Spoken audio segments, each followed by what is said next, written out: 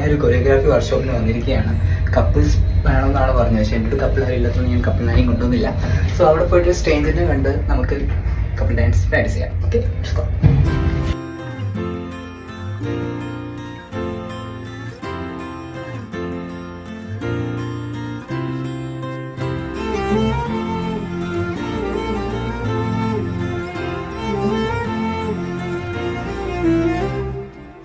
Excuse me, എൻ്റെ dance partner ആവോ? Okay, ready?